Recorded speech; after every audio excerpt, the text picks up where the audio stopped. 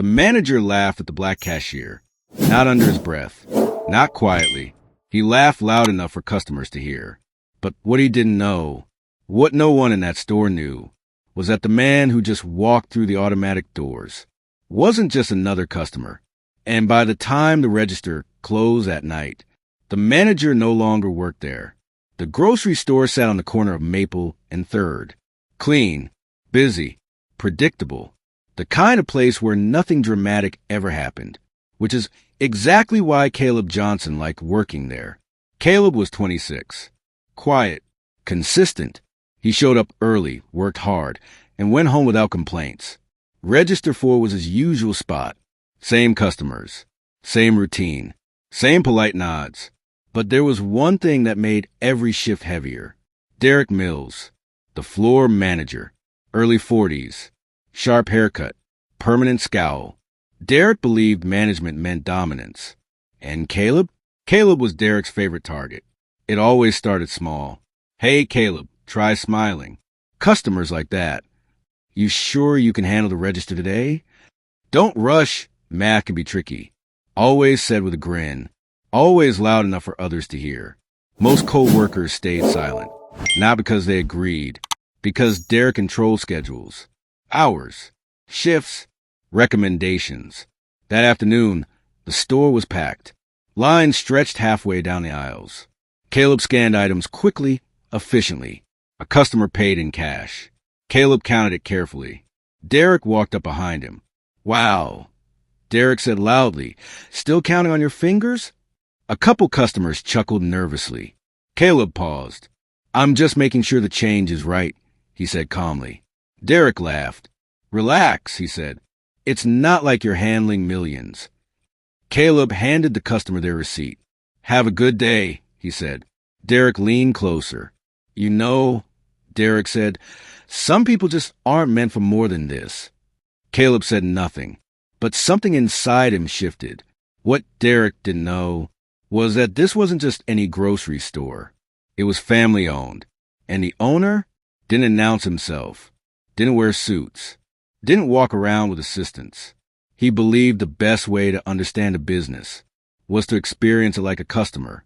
So when Harold Whitaker walked through the automatic doors that afternoon, gray hoodie, baseball cap, shopping basket in hand, no one paid attention. No one except Caleb. Because Harold stopped at register 4. Harold unloaded his basket slowly. Bread, milk, fruit.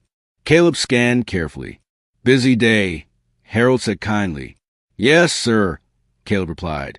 It usually is. Derek walked over. Let's move it along, he said sharply. You're holding up the line. Caleb nodded. I'm almost done. Harold looked up. Take your time, he said. Accuracy matters. Derek laughed. This isn't a bank, he said. It's a grocery store. Then he looked directly at Caleb. Some people just don't get that. Harold's hand froze mid-reach. He looked at Derek, then at Caleb, then back at Derek. Is there a problem? Harold asked calmly. Derek smiled. No problem at all, he said. Just coaching. Harold nodded slowly. Interesting, he said. As Caleb handed over the receipt, Derek shook his head. You're lucky this is a simple job, Derek said. Wouldn't want you overwhelmed. The store went quiet. Harold didn't move. He folded the receipt neatly. Then he asked one simple question. How long have you worked here? Caleb hesitated. 3 years. Harold nodded. And you? He asked Derek. 7. Derek said proudly. Harold smiled faintly. Then you should know better. Derek frowned. Know better than what? Harold placed the receipt on the counter. Then treating people like they're disposable. Derek laughed again. Sir, with all due respect, you don't know how things work here. Harold met his eyes. Oh, he said softly. I do. Harold reached into his pocket, pulled out a small card, and placed it gently on the counter. Derek glanced at it, then froze. The color drained from his face. Harold Whitaker, owner and founder. The silence was deafening. Customers stopped moving. Cashiers stared. Derek swallowed. Sir, I didn't realize. Harold raised a hand. No, he said. You didn't. He turned to Caleb. Do you enjoy working here? Harold asked. Caleb chose his words carefully. I enjoy helping customers, he said. Harold nodded. Then he turned back to Derek. Step into my office. The office door closed. No one could hear what was said, but everyone could see Derek's face when it reopened. Red, shaken, defeated. Harold walked out first. Derek is no longer employed here, he said calmly. Gasps rippled through the store. Harold turned to Caleb. Register for his clothes for 5 minutes, he said. Please take a break. Caleb nodded, stunned. By the end of the week, Derek was gone. Policies were updated. Managers retrained. Caleb was promoted, not because of sympathy, because of consistency. Harold addressed the staff personally. Respect isn't optional, he said, and silence doesn't mean acceptance. Because sometimes the person being mocked isn't powerless, and sometimes the quiet customer in line is the one who owns the building.